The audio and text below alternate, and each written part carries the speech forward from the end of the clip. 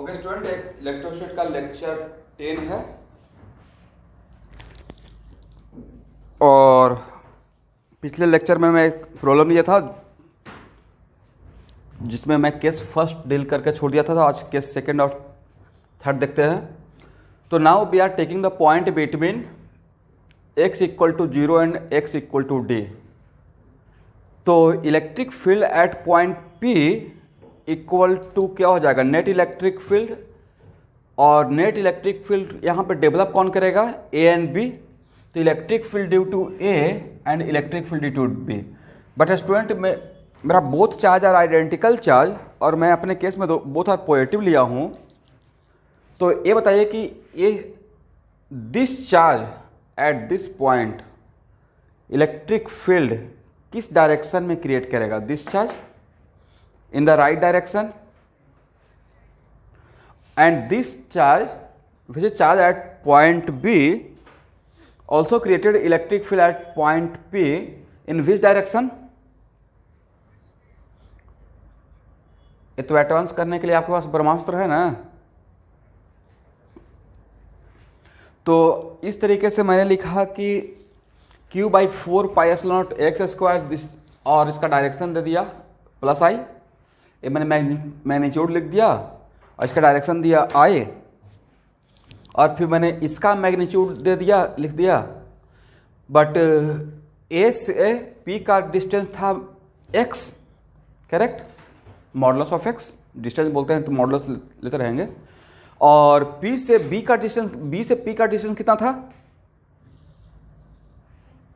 D minus modulus of x, correct.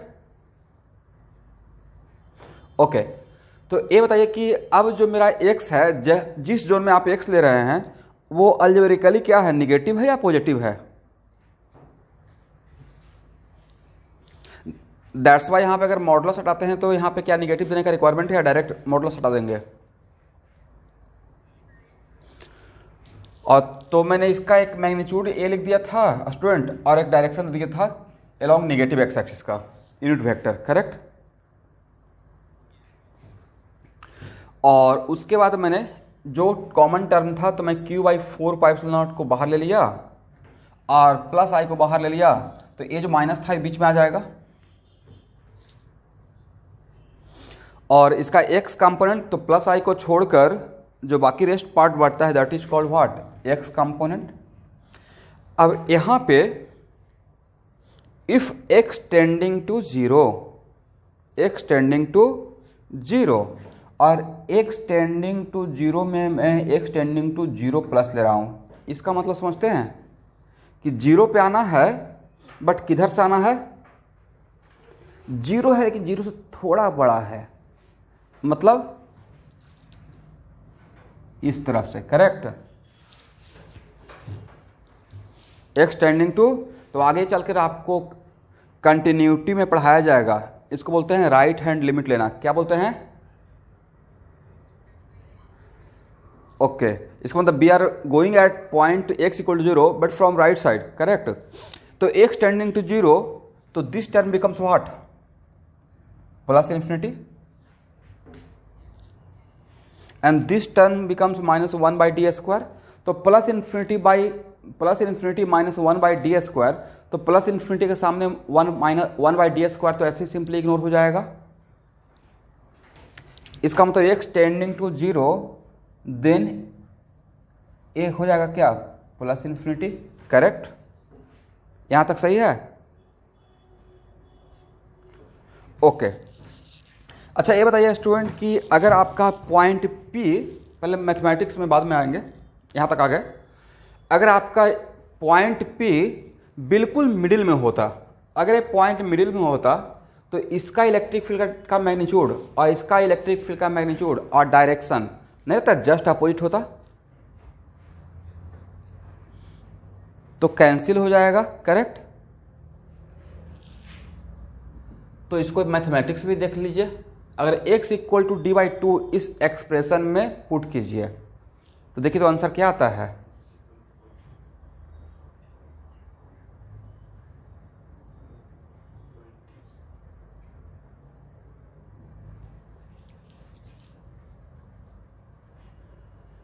क्या इस expression में x equal to D by two put करने के बाद पूरा जो बड़ा ब्रैकेट है वो 0 होता है?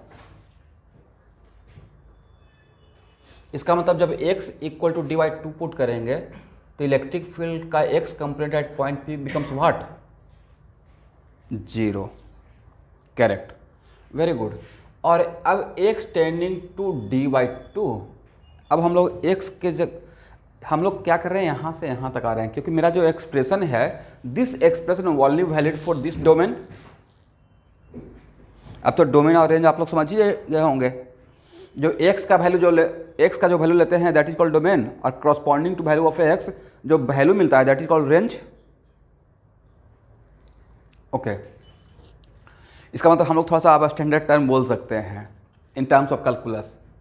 तो x equal to D by two minus, इसका मतलब ये हुआ कि डी बाई टू पे जा रहे हैं, बट कहाँ जा रहे हैं? लेफ्ट साइड से जा रहे हैं। डी बाई टू है बट डी बाई टू से थोड़ा सा छोटा है नहीं,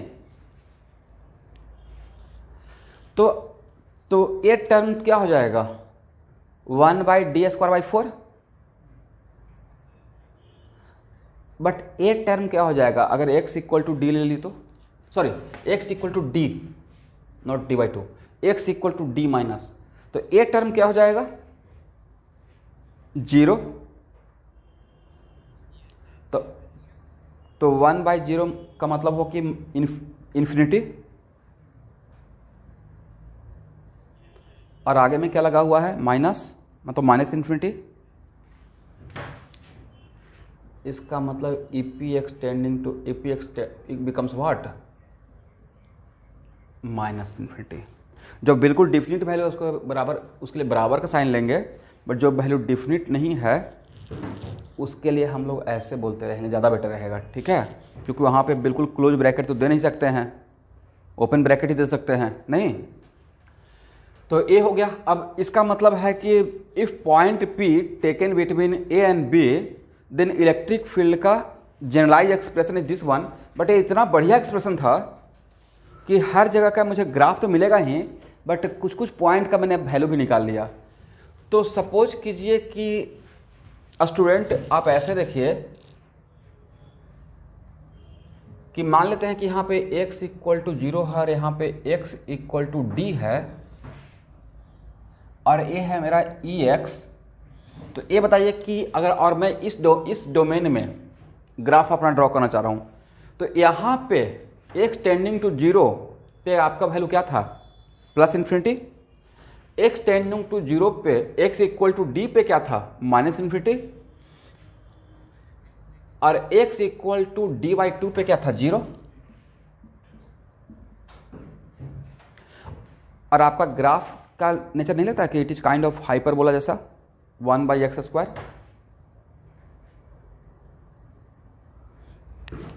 इसका मतलब ये है कि ग्राफ का नेचर ऐसा रहेगा।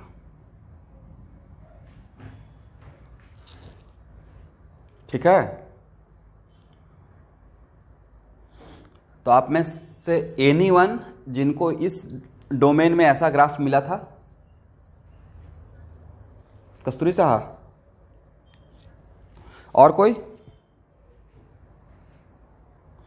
तो आप लोग भी ट्राई किया कीजिएगा घर पे, जो बोलते हैं ना कि टाइम निकाल कर, तो कोई भी क्वेश्चन देते हैं और अगर बढ़िया क्वेश्चन है तो बहुत इंटरेस्ट होना चाहिए। जैसे कैसे आपका पसंद का खाना रहता है तो एकदम बिल्कुल पढ़ते भी रहते, ध्यान उधर रहता है कि कब मिलेगा। चिकन बन रहा है, ओके, स्मेल आ रहा है लेकिन मिल नहीं रहा है। मैं पिछले 2 महीना से चिकन नहीं खाया हूँ और ईद भी ख़त्म हो गया। ओके, तो एक ग्राफ है, करेक्ट? तो इसका मतलब 2 केस तो मैं डील कर दिया।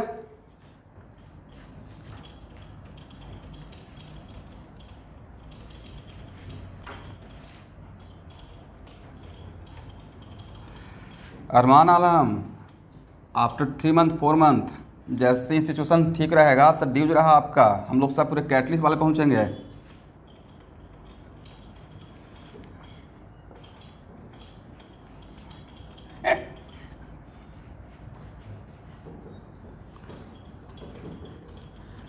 और बाकी लोग के यहाँ एक एक स्टूडेंट के यहाँ व्यू खाने के लिए जाएंगे, टाइम निकाल कर।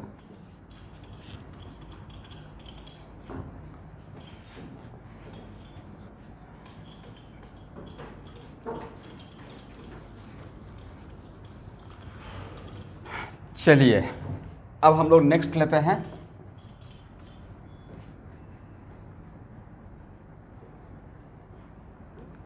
आज कुछ पेपर में दिया था कि शायद स्कूल वगैरह शुरू करेगा क्या, आई डोंट नो।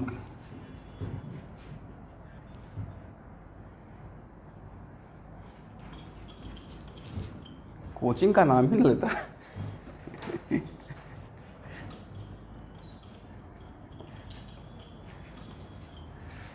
चलिए केस थर्ड। तो केस थर्ड है मेरा कि x का वैल्यू d से बड़ा लेकिन प्लस इन्फिनिटी से छोटा, करेक्ट। तो अगर मान लेते हैं कि यहाँ पे कोई पॉइंट P लेते हैं, अब ये मेरा पॉइंट खत्म। तो if point P is this one और यहाँ पे x इक्वल टू x है, देखिए यही जनरलाइज सॉल्यूशन है। तो अब बताइए कि इस पॉइंट पे ए जो इलेक्ट्रिक फील्ड क्रिएट करेगा उसका डायरेक्शन किधर होना चाहिए। सब लोग बस राइट और लेफ्ट में आंसर दे दीजिए। Electric field at point P due to A in which direction. Very good. And electric field at point P due to B in which direction. Very good. A भी तो right में create करेगा और ए भी right में create करेगा। इसका मतलब दोनों का यूनिट वेक्टर के लिए प्लस आई यूज करना है। बट यहां से इसका डिस्टेंस कितना,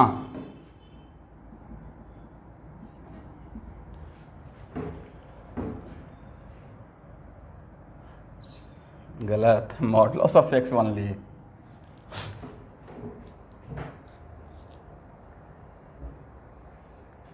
हाँ या ना, ये तो एक्स तो यहां से ही मेजर कर रहे हैं ना, और यहां से यहां तक का डिस्टेंस। थोड़ा फास्ट बोला कीजिएगा। Very good, modulus of x minus D. Very good very good. तो electric field at point P equal to electric field due to A plus electric field due to B। तो एक लिए हो जाएगा 1/4 pi epsilon not. देखते होंगे मैं थोड़ा सा लेंदी लगता है बट फिर भी मैं बार बार लिखता हूँ। ये लेंदी थोड़ा मुझे लगता है के भी लिख सकते हैं, बट मैं अपना हैबिट को ऐसा डेवलप किया हूँ कि थोड़ा बड़ा भी लगे बट मुझे प्रॉपर एक्सप्रेशन याद रहे। तो 1/4 पाई एप्सिलॉन नॉट Q और यहाँ पे मॉडुलस ऑफ एक्स का स्क्वायर, और ये क्या हो जाएगा दिस वन, अब plus 1/4, this is the electric field due to A, and 1/4 pi epsilon not Q modulus of x minus D का स्क्वायर। देखिए तो सही है। तो इसका x कंपोनेंट क्या रहेगा, जो कॉमन है उसको बाहर ले लीजिए तो, और आप प्लस आई को छोड़कर, तो ये हो जाएगा 1/x²। और देखिए आपके एक्सप्रेशन में जो यहाँ पे x है वो निगेटिव है या पॉजिटिव है। You are taking the x towards the right with respect to origin, तो obviously x is your algebraically positive, correct. x minus D का स्क्वायर। तो this is my x component at point P due to of electric field due to A and B। Now if x tending to D plus, अगर x का value बिल्कुल यहां पे लेते हैं but इधर से जाकर के, क्योंकि अब आप इस डोमेन में काम कर रहे हैं स्टूडेंट, और आपका डोमेन कहां से कहां तक है, प्लस इन्फिनिटी से D के बीच का है। तो अगर if x tending to D plus का मतलब D पे नहीं पहुंचे, क्योंकि D पे पहुंच भी नहीं सकते हैं क्योंकि वहां पे इनडिटर्मिनेट टर्म मिलेगा, बट D पे जस्ट पहुंचे हुए हैं टू फ्रॉम राइट टू, तो ये टर्म क्या हो जाएगा 0। तो 1/0 बिकम्स व्हाट, इन्फिनिटी। और आगे में क्या लगा हुआ प्लस, तो प्लस इन्फिनिटी, तो प्लस इन्फिनिटी, और ये क्या रहेगा 1/d²। तो प्लस इन्फिनिटी प्लस 1/d² मतलब प्लस इन्फिनिटी।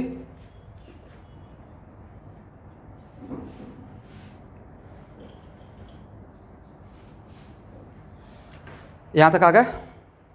अब now if x tending to plus infinity, अब अगर इसमें x का वैल्यू प्लस इन्फिनिटी पुट कर देते हैं तब आपका वैल्यू क्या मिलेगा, देखिए तो नहीं लगता कि ए भी 1/इन्फिनिटी का स्क्वायर हो जाएगा, और ए कितना हो जाएगा, इन्फिनिटी माइनस डी का होल स्क्वायर, 1/इन्फिनिटी माइनस डी, तो इन्फिनिटी माइनस डी मतलब इन्फिनिटी, तो ए भी टर्म जीरो और ए भी टर्म क्या, जीरो, देन इलेक्ट्रिक फील्ड का X component becomes what, zero, correct. Then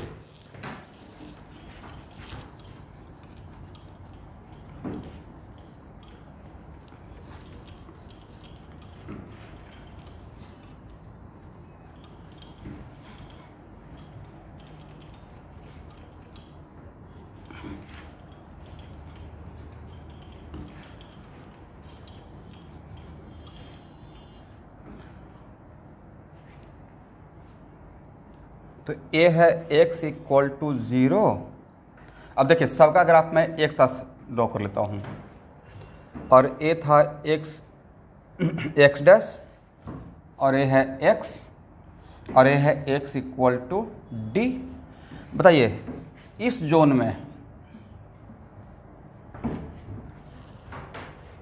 में ग्राफ तो ऐसा आया था, इस जोन में ग्राफ ऐसा आया था, करेक्ट, और इस जोन में ग्राफ कैसा रहेगा, मैं दो वर्टिकल लाइन ड्रॉ कर दिया जस्ट ऐसे ही। तो this is your complete graph of this problem, okay. Anyone जिनको डाउट है अभी तक, जो लास्ट मैंने एक केस लिया, तो एक ग्राफ किस केस का था, केस फर्स्ट का, एक ग्राफ किस केस का था, केस सेकंड का, और एक किसका था,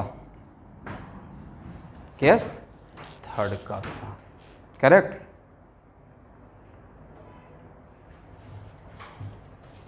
तो अब समझ में आ गया कि प्रॉब्लम इस टाइप का कितना बढ़िया प्रॉब्लम पूछा जा सकता है। और अभी हम लोग पॉइंट चार्ज का ही डील कर रहे हैं। किसका डील कर रहे हैं, पॉइंट चार्ज का।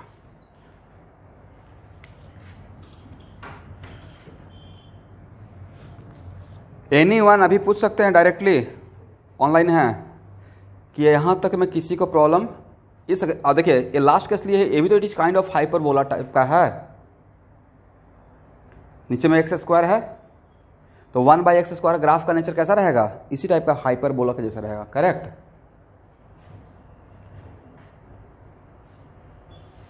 अच्छा ये बताइए कि अगर दोनों चार्ज निगेटिव होता, यहाँ पे बोथ चार्ज आर पॉजिटिव, अगर दोनों चार्ज निगेटिव रहता तब ग्राफ का नेचर कैसा रहता,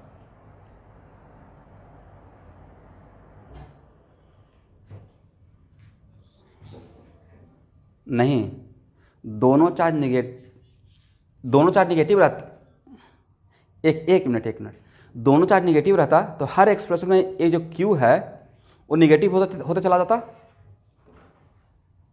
तो आपको नहीं था कि हर एक्सप्रेशन में case first, case second, case third का EPX का साइन जस्ट उल्टा नजर आता। तो मुझे लगता है कि अगर दोनों चार्ज निगेटिव रहता, यहाँ पे Q पॉजिटिव के लिए ग्राफ है स्टूडेंट, ए भी Q पॉजिटिव के लिए ग्राफ है, और ए भी Q पॉजिटिव के लिए ग्राफ है, ठीक है। अगर दोनों चार्ज निगेटिव रहता, yes very good,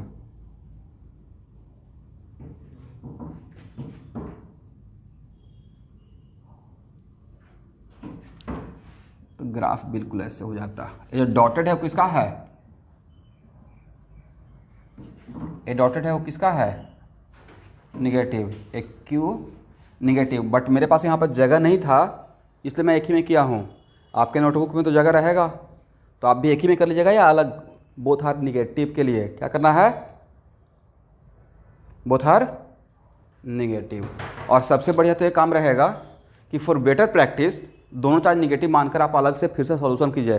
that's why आपको एक हैबिट मेरे जैसा डेवलप हो कि एक्स कहाँ पे निगेटिव है, पॉजिटिव है, मॉडल्स ले रहे हैं, बी केयरफुल अबाउट डिस्टेंस, फिर मॉडल्स हटाते हैं तो कैसे रहेगा, करेक्ट।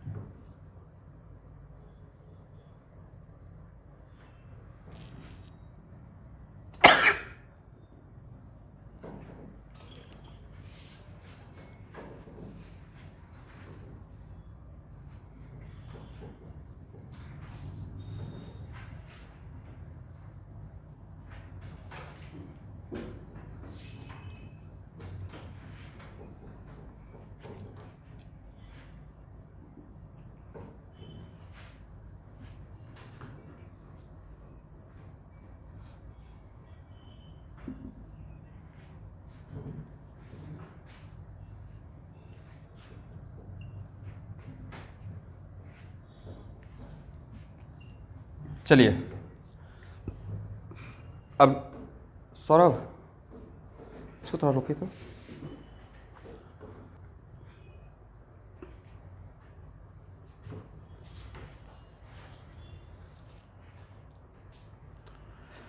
ओके स्टूडेंट, तो अगर हम लोग फर्स्ट केस लेते हैं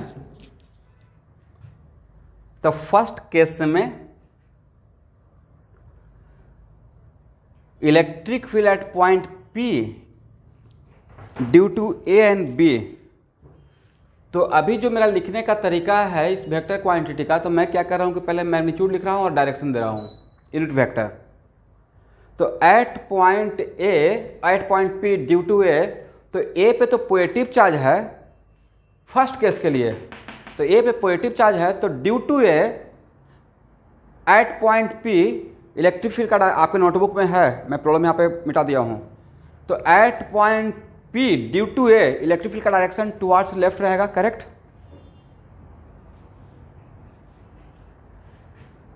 और at point A due to B electric field का डायरेक्शन किधर रहेगा?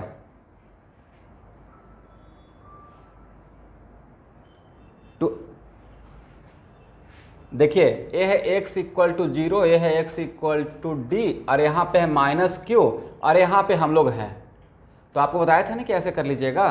तो इसके कारण अरे है b, इसके कारण सोचते हैं तो फोर्स का डायरेक्शन किधर रहेगा? अट्रैक्शन का। ऐसे में निगेटिव चार्ज इलेक्ट्रिक फील्ड क्या करता है? डाइवर्ज करवाता है या कन्वर्ज अपने तरफ लेता है?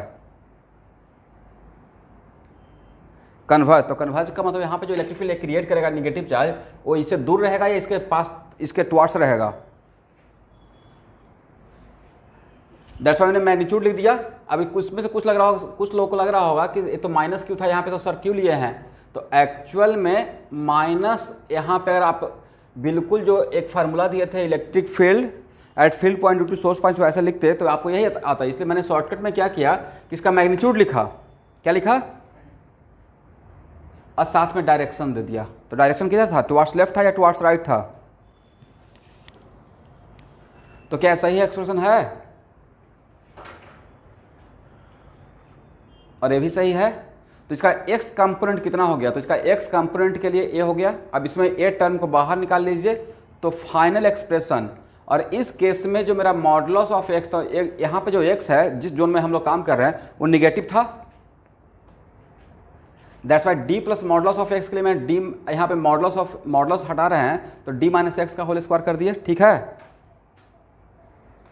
then this is the final expression for this domain. This is the final expression for electric field का x component at point P for domain minus infinity से 0, करेक्ट। अब केस लेते हैं सेकेंड केस में मेरा point P between A and B है और यहाँ पे है Q और यहाँ पे है माइनस Q। ये बताइए कि इस पॉइंट पे due to A electric field का डायरेक्शन किधर रहेगा?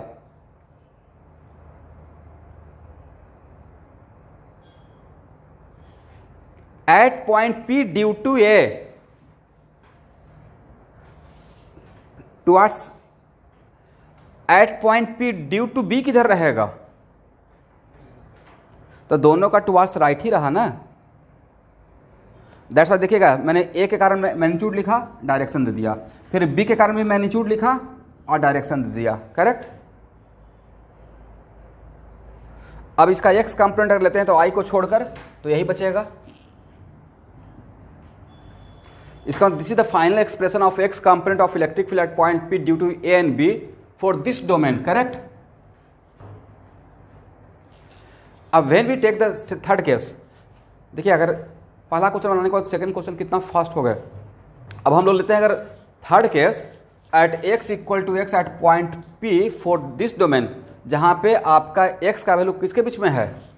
इन्फिनिटी से प्लस इन्फिनिटी से कम बट d से बड़ा। तो A लिखेंगे तो इस पॉइंट पे you are somewhere between d and a plus infinity. तो इस पॉइंट पे इसके वजह से इलेक्ट्रिक फील्ड का डायरेक्शन ड्यू टू A सिर्फ डायरेक्शन टुवर्ड्स राइट, और at point P due to B A क्या करेगा? अपने तरफ लेगा इलेक्ट्रिक फील्ड, और A क्या करेगा? अपने से दूर लेगा। That's why EA plus EB के लिए दिस एक कर दिए, और यहां से यहां तक का इसका डिस्टेंस क्या था? Modulus of x। तो मॉडुलस ऑफ x का स्क्वायर मतलब x स्क्वायर, और ड्यू टू B के लिए मैंने क्या किया? B, अब पॉइंट P का B से डिस्टेंस कितना रहेगा? d माइनस एक्स या modulus of x minus d। तो A मैंने मैग्नीट्यूड लिखा स्टूडेंट, और ये डायरेक्शन दे दिया माइनस I। तो this is the final expression of x component at point P between for this domain. इसका मतलब है कि तीनों डोमेन के लिए, और तीन डोमेन का मतलब माइनस इन्फिनिटी से प्लस इन्फिनिटी हम लोग मूव कर सकते हैं। तो for all domain we are already get final expression, first expression of x component, second expression of x component and third expression of x component. इन तीनों एक्सप्रेशन को अगर देखिएगा तो नहीं लगता कि हम लोग माइनस इन्फिनिटी से प्लस इन्फिनिटी कवर कर लिए। ओके, अब इसका हम लोग ग्राफ ड्रॉ करते हैं।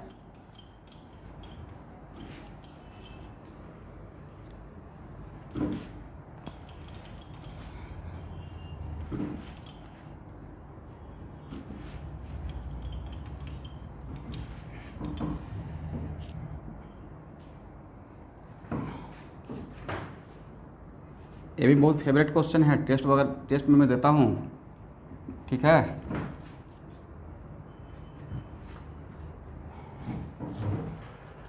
ये है x, ये है x इक्वल टू 0, ये है x इक्वल टू d, यहाँ पे x इक्वल टू d/2 भी एक लेते हैं।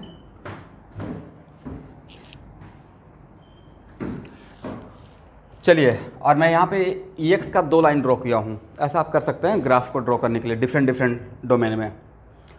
तो अब पहले इस डोमेन का बात करते हैं। इस डोमेन के लिए मेरा एक्सप्रेशन ये है, अगर x equal to plus infinity लेते, x equal to minus infinity लेते हैं, तो ये पूरा ब्रैकेट क्या हो जाएगा? देखिए तो this whole bracket if x equal to minus infinity, तो ए टर्म क्या हो जाएगा? 0, और ए भी टर्म 0 हो जाएगा। ओके, और इसमें अगर इसी टर्म में x इक्वल टू 0 लेते हैं, x equal to x tending to 0, तब क्या होता है? देखिए तो a हो जाए x equal to yes minus infinity और प्लस 1/d²। तो माइनस इन्फिनिटी प्लस 1/d² तो माइनस इन्फिनिटी। इसका मतलब है कि इस डोमेन में ग्राफ ऐसा होना चाहिए और हाइपरबोलिक नेचर का ही रहेगा, करेक्ट। यहां तक। अब चलिए, अब सेकेंड एक्सप्रेशन ए है, इसमें x इक्वल टू 0 पुट कीजिए। कितना आता है देखिए तो, x, इसमें x इक्वल टू 0,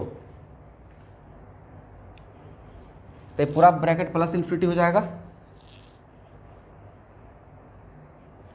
और इसमें, इसी में x equal to D put कीजिए।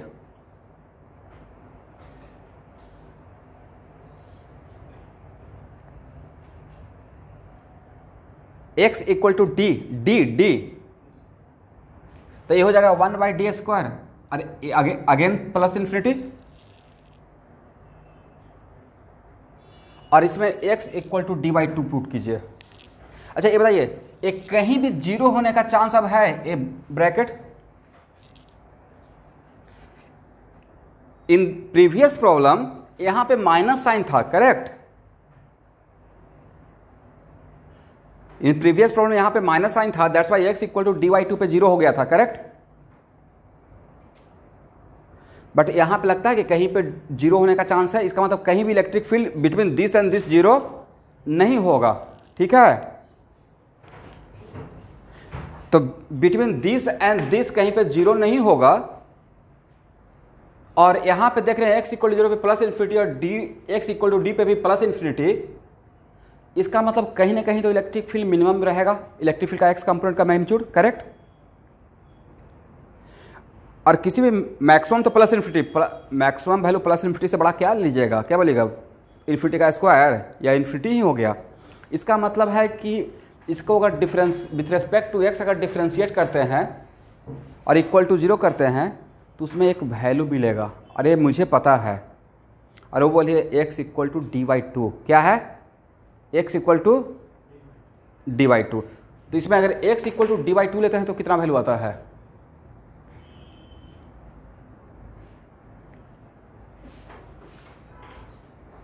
तो x इक्वल टू d/2 अगर इसमें पुट कीजिएगा तो ये हो जाएगा कितना, 4/d², और ए टर्म भी हो जाएगा 4/d², करेक्ट।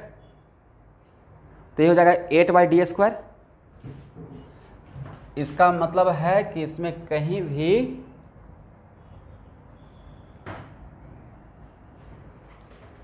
अरे यहां पे एक फाइनाइट, इसका मतलब ये हुआ कि जैसे से आप x इक्वल टू 0 से x इक्वल टू d/2 पे तक आएंगे तो इलेक्ट्रिक फील्ड का पॉजिटिव ही रहेगा। फिर d/2 से ज़्यादा अगर d की तरफ जाएंगे तो फिर इंक्रीज करेगा, because x equal to d पे प्लस इन्फिनिटी और x इक्वल टू 0 पे भी प्लस इन्फिनिटी।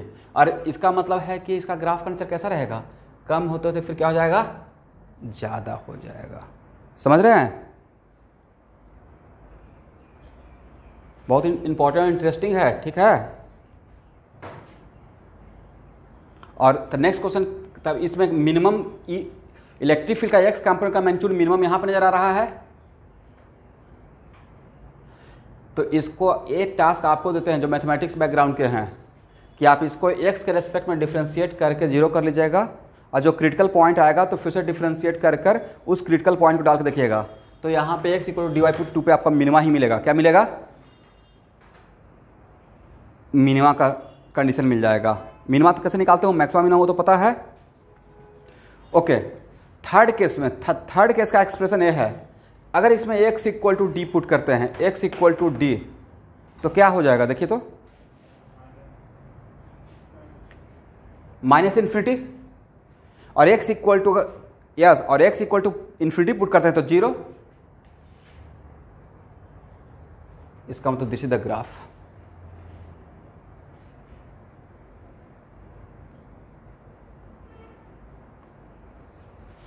तो ये मेरा सेकेंड क्वेश्चन था। तो अभी तक मैं कितना क्वेश्चन सॉल्व कर दिया हूं, 3। Both are positive, both are positive, both are negative. अब इसमें ए क्या था, ए पे पॉजिटिव, अब बी पे, ए पे पॉजिटिव अब बी पे निगेटिव, करेक्ट।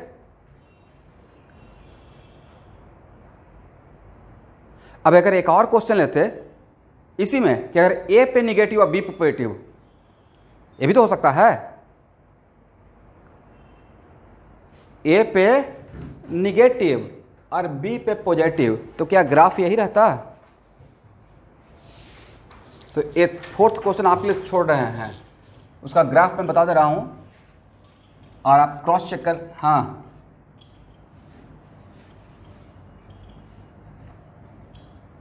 एडजेक्ट इलेक्ट्रिक फील्ड नहीं, कहीं पे मिल तो नहीं रहा है, नहीं होगा, क्योंकि आप इसको मेरा क्रॉस चेक करके इस जोन में देखा हुआ है, जीरो नहीं आएगा, ठीक है। और उसके लिए आप एक बार डिफ्रेंशिएट करके भी देख लीजिएगा घर पे। अब देखिए, अगर इसी प्रॉब्लम में अगर ए लेते कि ए है ए है बी और यहाँ पे माइनस क्यू, यहाँ पे प्लस क्यू, तो कुछ स्टूडेंट को लगेगा सर क्वेश्चन तो सेम है, बट क्या क्वेश्चन सेम है या क्वेश्चन अभी अलग हो गया? तो इस प्रॉब्लम को सबको सॉल्व करना है घर पे, और इसका ग्राफ मुझे जो इंट्यूशन लग रहा है स्टूडेंट, इसका ग्राफ शायद ऐसा रहना चाहिए। ये मेरा इंट्यूशन लग रहा है, मैं 99.9% श्योर हूँ, 0.1% आपके लिए छोड़ रहे हैं, ठीक है। क्या आप क्रॉस चेक करके देख लीजिएगा। सब लोग हाँ ना बोल सकते हैं, समझ रहे हैं मैं कौन सा प्रॉब्लम का बात कर रहा हूँ? तो क्या इस प्रॉब्लम को मैं ही सॉल्व करूँ या घर पे इसको प्रैक्टिस के लिए आप लिए छोड़ दें? ग्राफ ये रहेगा, जस्ट उसका उल्टा।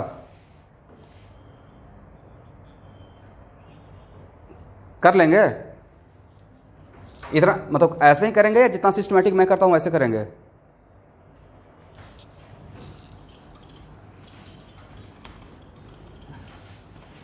एक कर लीजिएगा तो समझिए कि एक 2-3 बार अलग अलग चैप्टर में अलग अलग तरीके से मिलेगा, मैग्नेटिक फील्ड में भी मिलेगा, डैम श्योर। और वहाँ पे मुझे बहुत हेल्प हो जाएगा कि देखिए ऐसा क्वेश्चन हम लोग सॉल्व किए हुए हैं।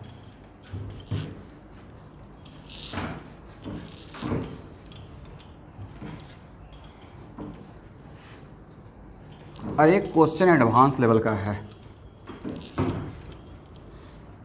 इतना बढ़िया से ग्राफ वगैरह कर कर एक क्वेश्चन तो जे मेन और मेडिकल में तो आ नहीं सकता है।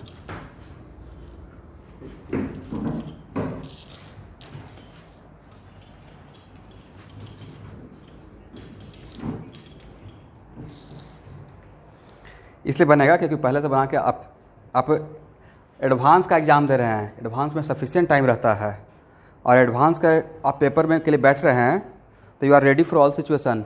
वहाँ पे ये नहीं होता कि ये बनेगा कि ये नहीं बनेगा, वहाँ पे होता है बनाना ही पड़ेगा, और उसमें सारा क्वेश्चन नहीं बनाना रहता है, कुछ कुछ क्वेश्चन बनाकर IIT क्रैक हो जाता है। अगर 40% बना दिए आप जनरल कैटेगरी से हैं तो IIT में सिलेक्शन हो जाएगा आउट ऑफ 100%। मेरा 52% मार्क्स था और रैंक था 1920।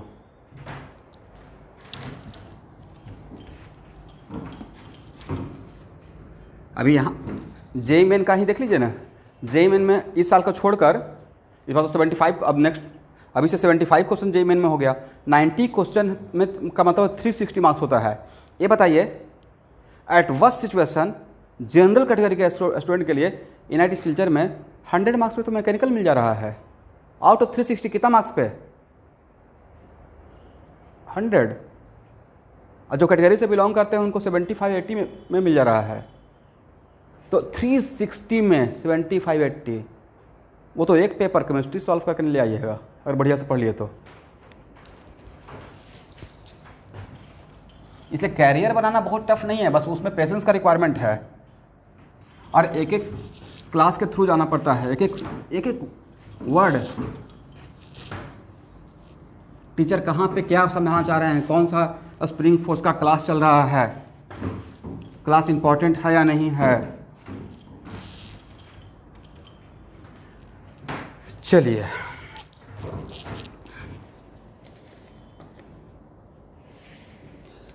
अब देखिए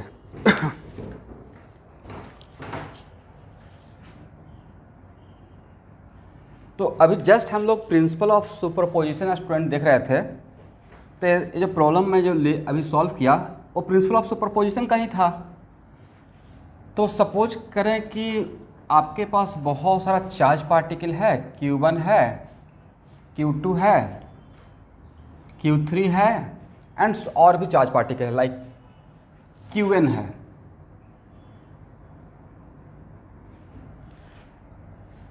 और ये है पॉइंट P। कौन सा पॉइंट? P point. तो अगर P पॉइंट पे नेट इलेक्ट्रिक फील्ड निकालना है और इसका पोजीशन वेक्टर है R और इसका पोजीशन वेक्टर है R1, R2, R3 and Rn। अब मुझे निकालना है according to principle of superposition net electric field at point P। तो क्या लिखेंगे?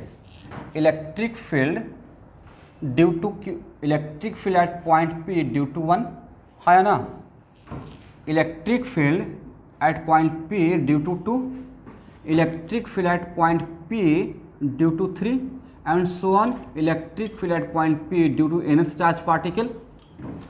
तो मेरा ए पॉइंट P मेरा फील्ड पॉइंट हो गया जहां पे हम लोग फील्ड निकालने के लिए इंटरेस्टेड हैं, करेक्ट।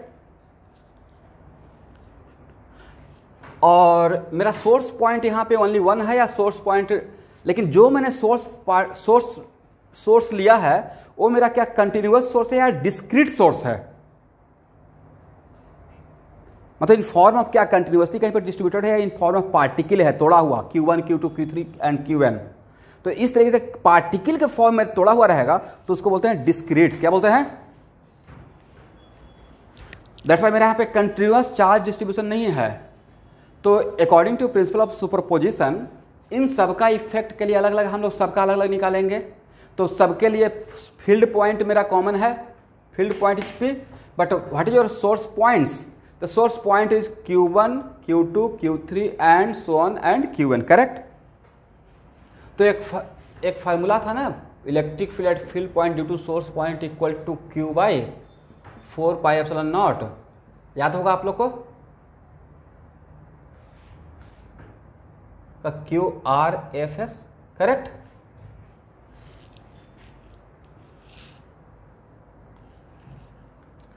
अच्छा, आप लोग कैटलिस्ट के चैनल को एक करके रखिएगा, सब्सक्राइब करके रखिएगा। समटाइम्स हो सकता है कि मैं अपलोड कर दिया लेकिन कुछ कुछ शायद मैं अनलिस्टेड करके भी रखता हूँ, जैसे फॉर रिएक्शन इंटरमीडिएट या कुछ कुछ। तो सारा कुछ जितना भी कल तक क्लास हुआ है वो सारा मैं अपलोड कर, इवन कल जो मैं घर से ऑर्गेनिक भी लिया हूँ उसको अपलोड कर दिया हूँ, तो आपको मिल जाएगा। वर्क फॉर एनर्जी भी कल मैं अपलोड कर दिया हूँ। एनीवे, तो क्या इसके लिए हम लोग ऐसे लिख सकते हैं? तो बोलिए, ये कौन सा vector? Position vector of point P with respect to 1 है या ना?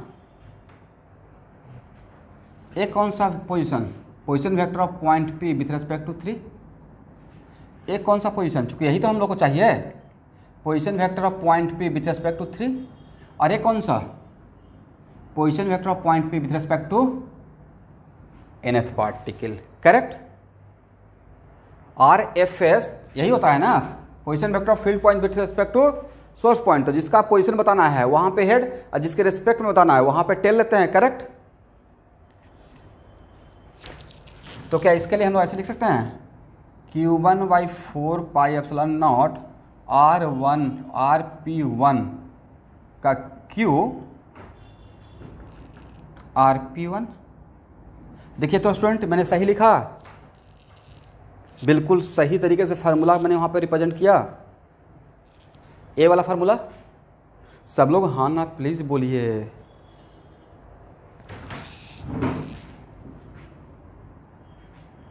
फोर πε0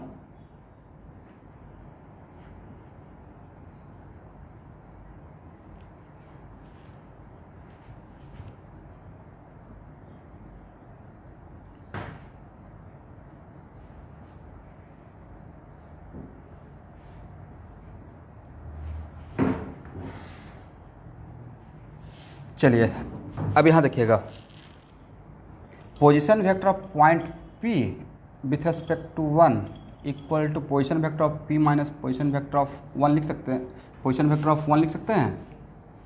और इसका coordinate p point coordinate x y z ले लेते हैं। क्या लेते हैं? x y z। तो क्या इसको आप ऐसे लिख सकते हैं, x minus x1 y minus y1 plus z minus z1।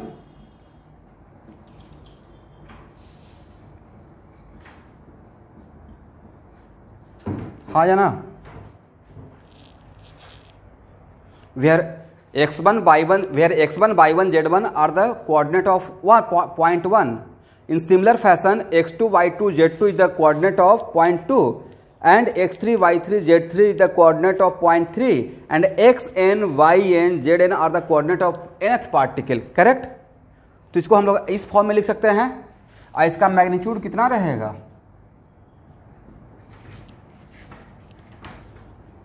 x minus x1 का स्क्वायर y माइनस y1 का स्क्वायर और प्लस z माइनस z1 का स्क्वायर। यहां तक किसी को प्रॉब्लम?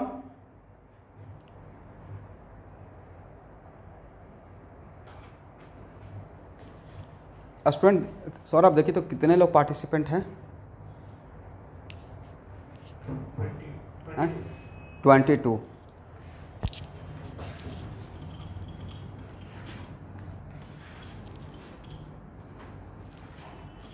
इसका मतलब यह है कि बाकी लोग का या तो इलेक्ट्रोसेट बढ़िया है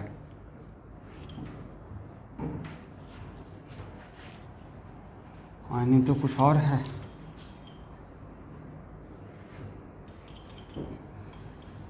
या तो पढ़ लिए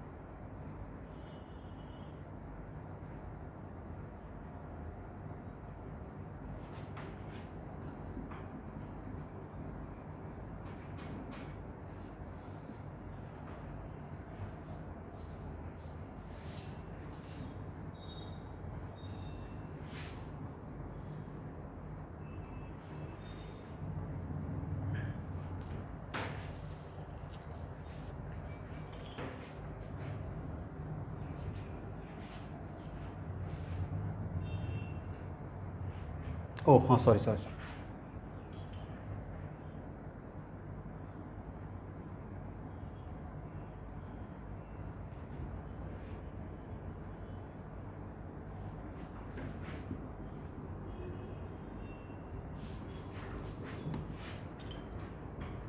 it is kind of theory, ठीक है।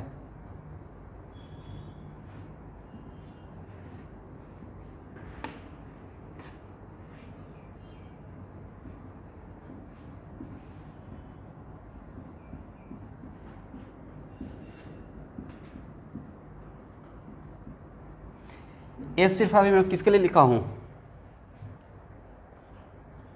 Q1 के लिए। Only for what? Q1। Similarly किसके लिए हो जाएगा?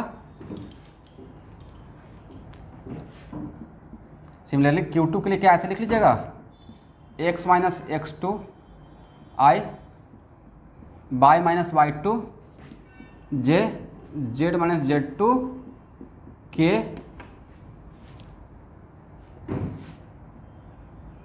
x माइनस x2 का स्क्वायर y माइनस y2 का square plus z minus z2 का स्क्वायर का power 3/2 and so on. Correct? तो ये था कि सपोज कीजिए कि आपको more than one charge particle है तो और वो आप बिल्कुल वेक्टोरियल फॉर्म में इन टर्म्स ऑफ कार्टेशियन सिस्टम लिखना चाहते हैं तो आप ऐसे भी लिख सकते हैं। करेक्ट? कहीं का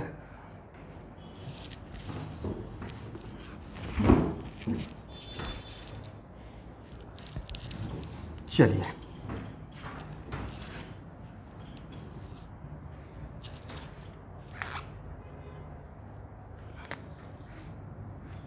अब देखिए हो गया।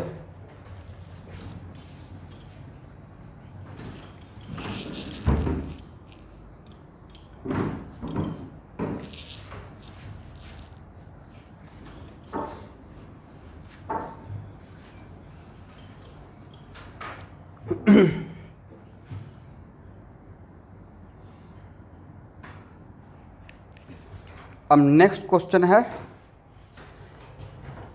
कि अब सब लोग ध्यान सुनिएगा कि अभी जो पढ़ाने जा रहे हैं उन सारे एक्सप्रेशन को मैं गॉस लॉ से भी डिराइव कर सकता हूँ। गॉस लॉ का नाम सुने हैं, स्कूल में थोड़ा बहुत तो पढ़ाया जा रहा होगा। बट गॉस लॉ अगर अच्छा जिनको भी गॉस लॉ पढ़ाया गया है तो बताइए कि इज इट पॉसिबल कि गॉस लॉ से हर तरीके Gauss law due to Gauss law हर तरीके का चार्ज डिस्ट्रीब्यूशन का आप निकाल पाएंगे?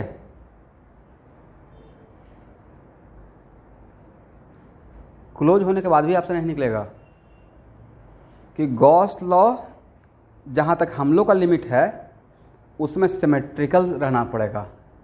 क्या रहना पड़ेगा?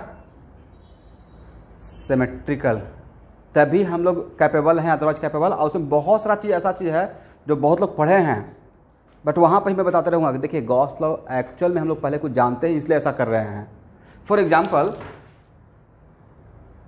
मान लेते हैं कि सपोज कीजिए कि एक रॉड है, इस पर कंटिन्यूअस चार्ज डिस्ट्रीब्यूशन है और इससे गॉस लॉ एक गॉसियन सरफेस, ये लिखिएगा नहीं, गॉसियन सरफेस बनाते हैं और यहाँ पे इलेक्ट्रिक फील्ड ऐसे दिखाते हैं, करेक्ट है या ना? तो आपको कैसे पता चला है कि इलेक्ट्रिक फील्ड ऐसे ही होगा? मैं बोलूँगा नहीं इलेक्ट्रिक फील्ड ऐसे रहेगा। देन इलेक्ट्रिक फील्ड ऐसे दिखाकर आप एक छोटा सा एस लेकर इसका फ्लक्स निकाल लेते हैं।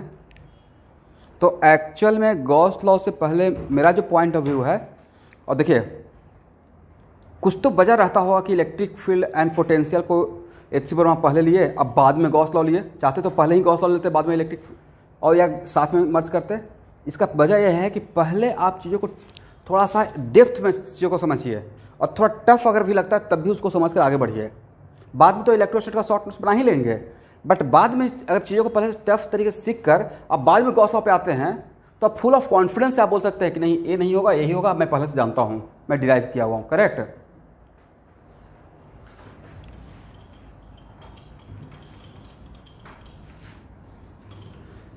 चलिए तो अब हम लोग पढ़ने जा रहे हैं electric field due to continuous charge distribution. Electric field due to continuous charge distribution.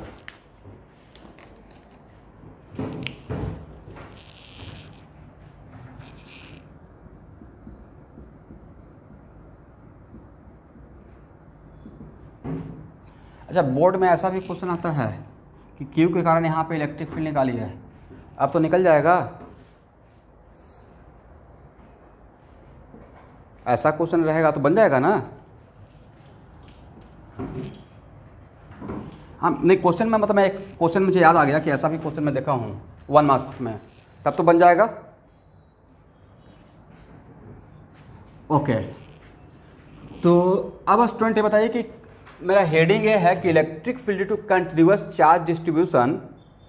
तो कंटिन्यूअस चार्ज डिस्ट्रीब्यूशन का मतलब अब यहाँ पे आपको समझना है कि सर कंटिन्यूअस चार्ज डिस्ट्रीब्यूशन रहेगा तो सबसे पहले तो मुझे ये बताइए कि प्रॉब्लम सॉल्व करने का तरीका क्या हो सकता है। तो सबसे इम्पॉर्टेंट पॉइंट ये है जो सबको जानना चाहिए कि आपको जो ओरिजिनल फार्मूला इलेक्ट्रिक फील्ड का मैं जहाँ से शुरू किया वहाँ पे पॉइंट चार्ज के शुरू किया। किसके लिए शुरू किया? Point charge. इसलिए स्टूडेंट अगर कंटिन्यूअस चार्ज डिस्ट्रीब्यूशन भी रहेगा तो उस कंटिन्यूअस चार्ज डिस्ट्रीब्यूशन में से सबसे पहले आप एक छोटा सा डी क्यू इमेजिन कीजिएगा। क्या इमेजिन करना है? डी क्यू इमेजिन करना है और उस डी क्यू को एक पॉइंट चार्ज पार्टिकल मान लेना है। क्या मानना है? तो किसी भी कंटिन्यूअस चार्ज डिस्ट्रीब्यूशन पे how many D Q? Infinite. तो उन सारे डी क्यू के कारण जो इलेक्ट्रिक फील्ड रहेगा उसको डीई इलेक्ट्रिक फील्ड बोल देंगे। एक हम लोग डी क्यू मानेंगे और उस डी क्यू के कारण डीई मिलेगा। इन सारे डी क्यू का जितना भी इनफाइनाइट डी क्यू है सारे डी क्यू का डीई प्लस डी करेंगे तो लास्ट में क्या कर देंगे? इंटीग्रेट करेंगे। तो नेक्स्ट क्वेश्चन कि सर डी क्यू मानेंगे कैसे? तो देखिए कंटिन्यूअस चार्ज डिस्ट्रीब्यूशन तीन ही तरीका का हो सकता है। कितना तरीका का? वो तीन तरीका यह रहेगा कि या तो चार्ज या सेंटर ऑफ मास में भी लेंगे, ठीक है। इसलिए पहले यहां जो बात बोल रहे हैं उसको वहां पे मैं बोरो करूंगा। तो मान लेते हैं कि charge distributed over the length. Charge किस पे डिस्ट्रीब्यूटेड है? बोलिए। ओवर द लेंथ और टोटल चार्ज क्यू है। अब नेक्स्ट क्वेश्चन ये है कि चार्ज किसी लेंथ पे डिस्ट्रीब्यूटेड है, पॉइंट टू बी नोटेड। अगर चार्ज लेंथ पे डिस्ट्रीब्यूटेड है तो इसमें दो ही केस हो सकता है ना कि चार्ज का डिस्ट्रीब्यूशन यूनिफॉर्म हो या नॉन यूनिफॉर्म हो। यूनिफॉर्म भी हो सकता है, नॉन यूनिफॉर्म भी हो सकता है। तो अभी के लिए फॉर मोमेंट सिर्फ समझने के पॉइंट ऑफ व्यू के लिए स्टूडेंट मान लेते हैं कि यहां से यहां तक चार्ज का डिस्ट्रीब्यूशन यूनिफॉर्म है। क्या है? यूनिफॉर्म है। मतलब और यहां से यहां तक का लेंथ एल है। तो एक क्यू बाई एल, तो एक क्यू बाई एल क्या हो गया? Total charge by total length. Total charge सब लोग देखेंगे टाइम निकालकर। तो टोटल, और अभी मेरा क्या जम्पशन है कि मान लीजिए सिर्फ आपको समझाने के लिए कि charge is distributed over the length uniformly, then total charge by total length, इसी को बोलते हैं लीनियर चार्ज डेंसिटी। क्या बोलते हैं?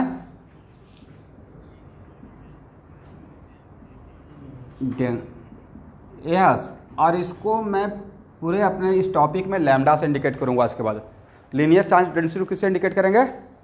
लैम्डा से। ओके। अब नेक्स्ट क्वेश्चन है कि आज के बाद अगर कंटिन्यूअस चार्ज का डिस्ट्रीब्यूशन ओवर द लेंथ रहेगा, लीनियर अगर डिस्ट्रीब्यूटर रहेगा, लेंथ पे डिस्ट्रीब्यूटर रहेगा, तो स्टूडेंट प्रॉब्लम सॉल्व करने के लिए जो आपको एक एलिमेंट लेना है, यहां से यहां तक लेंथ एल है, तो उसमें से एक छोटा सा लेंथ लेना है डीएल। तो मैंने एरिया लिया या एल लेंथ लिया? लेंथ। तो कॉन्सेप्ट इज दैट कि जैसा चार्ज का डिस्ट्रीब्यूशन वैसा ही एलिमेंट का selection. If charge distributed over the length then we have to take the element DL. Correct? अगर चार्ज का डिस्ट्रीब्यूशन सरफेस पे रहेगा स्टूडेंट तो एलिमेंट मानेंगे तो एलिमेंट लेंगे एरिया का। किसका लेंगे? एरिया का। और अगर चार्ज का डिस्ट्रीब्यूशन वॉल्यूम में रहेगा तो एलिमेंट क्या मानना है? तब एलिमेंट लेंगे डीवी। क्या लेंगे? तो तीन ही है ना आपका लाइफ का, तीन ही turning point, DL, DA, DV. तो मुझे जो कंफ्यूजन होता था, देखिए आप लोग तो थोड़ा टैलेंटेड है इसलिए कंफ्यूजन कम होता है क्योंकि क्वेश्चन भी डाउट नहीं पूछते हैं, लेकिन मेरा कंफ्यूजन ये होता था कि कहाँ पे क्या लें। मेरा बहुत कंफ्यूजन था, बंडल ऑफ कंफ्यूजन होता था कहाँ पे क्या लें। तो एक्चुअली बाद में समझ में आया, ओके लेंथ रहता है तो जैसा रहता है वैसा ही एलिमेंट लेता होता है। ये मैंने कंक्लूजन तो फिर टीचर समझाया तो समझ में आ गया। तो लेंथ रहेगा आज के बाद, तो आपको मैं सिखा रहा हूँ, लेंथ रहेगा तो एलिमेंट क्या मानना है? डीएल। क्या मानना है? और एरिया में अगर चार्ज का डिस्ट्रीब्यूशन रहेगा तो क्या लेना है? डीए। अब वॉल्यूम में रहेगा तो डीवी। क्लियर हो गया सबको? इसलिए कभी भी पढ़ाते रहेंगे और अगर एरिया पे है तो डीए लूँगा तो आपको ये नहीं पूछना कि सर डीए क्यों लिए है, वहाँ पे नहीं पूछे, इसलिए यहाँ पे टाइम दे रहे हैं कि अब अगर if charge distributed over the area then we have to take the element DA, correct? Okay, तो बताइए अब नेक्स्ट क्वेश्चन है कि हम लोग को इसको तोड़कर बनाना तो था पॉइंट चार्ज। तो इस DL में कितना चार्ज रहेगा? तो यूनिट मेथड नहीं लगा सकते हैं, यूनिट लेंथ में चार्ज लैम्डा, हाँ या ना? ये चार्ज क्या है? चार्ज डेंसिटी का मतलब charge per unit length, linear charge density का मतलब होता है चार्ज पर यूनिट लेंथ, यही ना? तो यूनिट लेंथ में चार्ज लैम्डा, तो DL लेंथ में चार्ज कितना? कैसे लिख सकते हैं? Lambda into DL। सबको क्लियर है ये बात? दैट्स वाई यहां पे जो DQ, और DQ का मतलब क्या? जस्ट लाइक पॉइंट या पॉइंट से भी बहुत छोटा। तो ये मेरा, दैट्स वाई मैंने कोशिश किया मैं अपने आपको पॉइंट चार्ज में लेके जा रहा हूं। तो DQ इक्वल टू क्या हो गया? Lambda into DL, correct? एक मिनट, लेकिन अभी भी आप लोग में से बहुत लोग मिस्टेक कर देंगे। इज इट कंपलसरी कि ऑल द टाइम DL रहेगा? हो सकता है कि लेंथ आपका x के फॉर्म में हो तो dx लीजिएगा, करेक्ट? बट वहां पे जब लेंथ अगर dx लेंगे तो वहां पे मॉडुलस ले लीजिएगा, क्योंकि मैं लेंथ बोल रहा हूं, लेंथ नेगेटिव नहीं होता है, correct?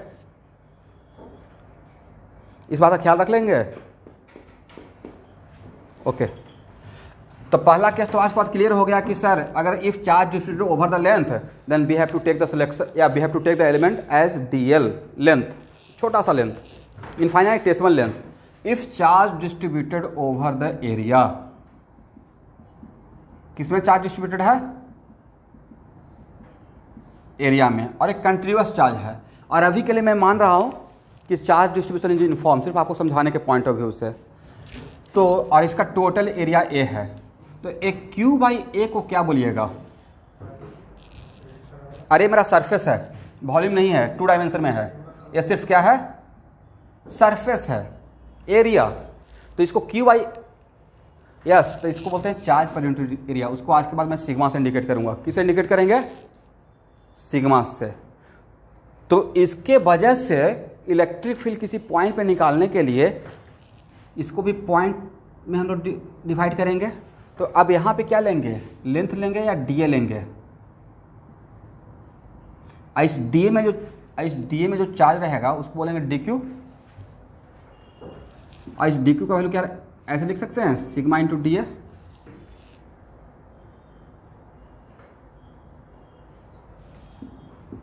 Okay, now if it is volume, अगर ये वॉल्यूम है मतलब कोई आर्बिट्ररी कोई ऐसे पत्थर के जैसा वॉल्यूम 3 डायमेंशन में, और उस 3 डायमेंशन में चार्ज को अंदर में डोपिंग कर दिए हैं। क्या कर दिए हैं? चार्ज को वॉल्यूम में डोपिंग किए हैं। ये बात मैं इसलिए बोल रहा हूँ क्योंकि कुछ स्टूडेंट हो सकता है कि आगे पढ़ लिए होंगे तो उनको कंडक्टर भी दिमाग में आ रहा होगा, नहीं? तो बाद में आपको पढ़ाएंगे कि कंडक्टर के अंदर चार्ज नहीं रह सकता है। कंडक्टर के अंदर चार्ज को इंजेक्ट करते हैं तो सरफेस पे आ जाता है, और उसका बहुत बढ़िया से मैकेनिज्म आपको बता देंगे क्यों सरफेस पे आता है। दैट्स वाई मैं ऐसा सोच रहा हूँ कि कोई आर्बिट्ररी कोई ऐसा वॉल्यूम है जिसके अंदर चार्ज को मैं रख सकता हूँ, डोपिंग कर सकता हूँ। ये मेरा आर्बिट्ररी एक थॉट है। तो मान लीजिए, लेट अस सपोज कि charge is distributed inside the volume. तो चार्ज अगर वॉल्यूम में डिस्ट्रीब्यूटेड है, अरे मेरा वॉल्यूम है, एरिया नहीं है, तो यहां और इस पर टोटल चार्ज Q है, और यहां पे फिर से एक बार कि charge informally distributed in volume, charge informally distributed in volume. तो Q/V को हम लोग क्या बोलेंगे? Charge per unit volume. क्या बोलेंगे? Q/V को क्या बोलेंगे? और इसको बोलते हैं, ए क्या है? सिग्मा। मतलब ए हो गया charge density over the surface, और ए क्या रहेगा? Charge density over inside the volume, inside the, yes. तो अब यहाँ पे जब वॉल्यूम में चार्ज रहेगा तो आपको एलिमेंट भी क्या लेना है? तब एलिमेंट लेंथ का लेंगे या DV लेंगे? अब ऐसा नहीं कि ऑल द टाइम DV लेने के लिए ऐसा जैसा मैंने यहाँ पे क्यूब बनाया वैसा ही रहेगा। It is not like that, depending upon situation, but एक समझाने का तरीका के लिए। तो यहाँ पे DV लिए, तो इस DV में इसका मतलब यहाँ पे वॉल्यूम, यहाँ पे एलिमेंट लेने के लिए डी भी आपको सोचना है। तो इसमें डी क्यू जो रहेगा वो क्या रहेगा, रो इंटू डी भी। तो एक्चुअली मैं यहाँ पे आपको समझाने की कोशिश कर रहा हूँ कि जब हम लोग electric field due to continuous charge distribution जब पढ़ेंगे तो उसमें 3 ही टाइप का हम लोग को मिलेगा। एक ऐसा टाइप रहेगा जिसमें charge distributed over the length, एक ऐसा रहेगा जिसमें charge distributed over the surface, और एक ऐसा रहेगा जिसमें charge distributed inside the volume. Correct. और तो हर केस के लिए एटलीस्ट आपको अब ये तो कॉन्फिडेंस आ गया कहाँ पे कैसा एलिमेंट का सिलेक्शन करना चाहिए। इसमें डीएल, इसमें डीए और इसमें डीवी। तो पॉइंट वी नोटेड कि अगर मैं आप लोग को सेंटर ऑफ मास भी पढ़ाते रहेंगे और किसी भी चीज़ का, किसी भी मास का सेंटर ऑफ मास निकालते रहेंगे तो देखिएगा वहाँ भी सेम काम करेंगे। वहाँ भी अगर centre of mass due to linear mass निकालना रहता है तो वहाँ पे भी मैं डीए लेता हूँ। सेंटर ऑफ मास अगर सरफेस पे मास है तो वहाँ पे मैं क्या लूँगा, सिग्मा लूँगा, मास पर यूनिट एरिया। और अगर वॉल्यूम में मास रहेगा डीवी लेंगे। समझ गए। तो यहाँ का थ्योरी वहाँ पे भी हम लोग को काम में आ जाएगा।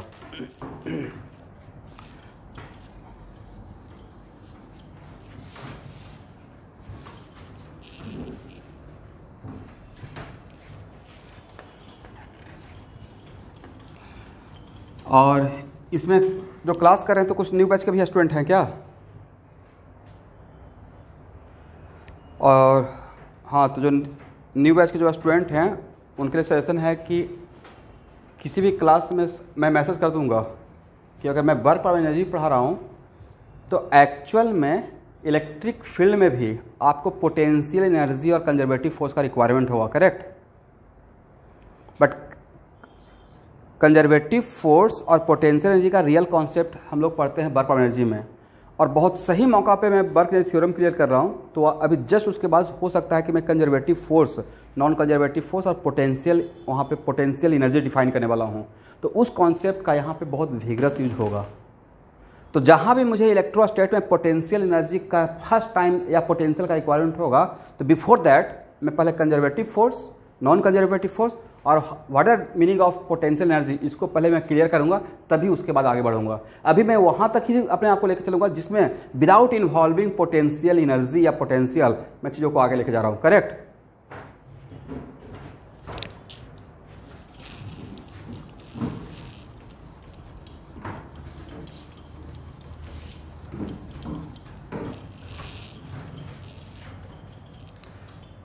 तो एक काम कीजिए, आज का क्लास इतना ही रखते हैं।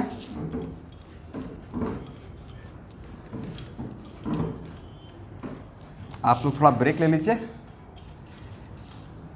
और उसके बाद केमिकल काइनेटिक्स शुरू करते हैं। ओके।